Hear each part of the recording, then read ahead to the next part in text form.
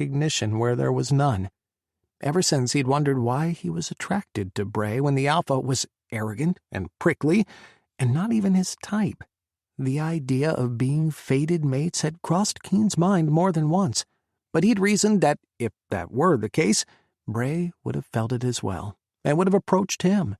Since that never happened, he had concluded that he must be mistaken. Bray's little confession about not believing in fated mates invalidated that whole theory, but Kean didn't want to spend any time on the implications right now.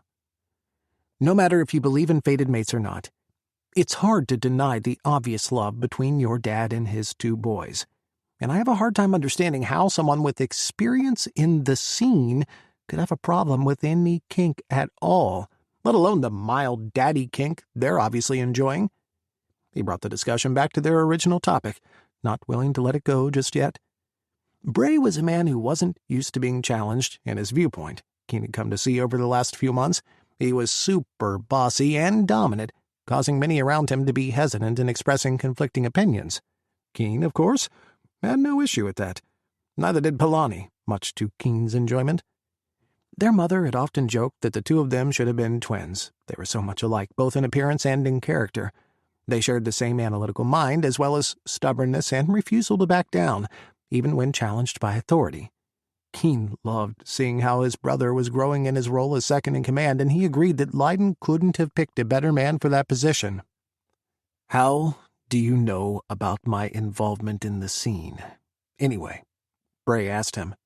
"You referred to it twice now, so I'm curious how you even know about it." There was a sharpness in his question, the hint of an accusation, and Kean had no issue following Bray's line of thought. "Polani didn't tell me anything, in case that's what you're wondering.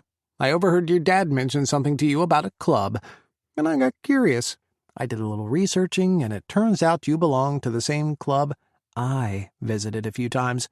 Apparently we managed to not run into each other there back then, or we did, and neither of us remembers." Bray's eyebrows shot up in surprise.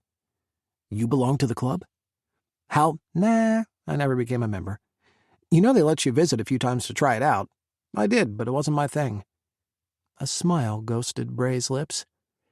"I can see why you'd have trouble submitting." Kean shrugged, not in the least embarrassed. "Yeah, that didn't do it for me. Tried some stuff with a friend of mine who's a dom, but it never went beyond okay for me. So I decided Vanilla Plus, as I call it, is fine with me. I'm fine with experimenting a little, but I don't want to go to a club or push my limits." "Do you still go?" he asked. Bray's Adam's apple bobbed as he swallowed, and Kean was strangely satisfied by making the alpha uncomfortable, if even for a bit. "When I can get away," he said evasively, "which is not easy, as I'm sure you know." Kean did understand that part, how hard it was to get away from the ranch. It was difficult to explain the pull the ranch had on him, or maybe it was the land or the pack. Kean wasn't sure. Whatever it was, it made it hard to leave for an extended period of time, even so much as a night.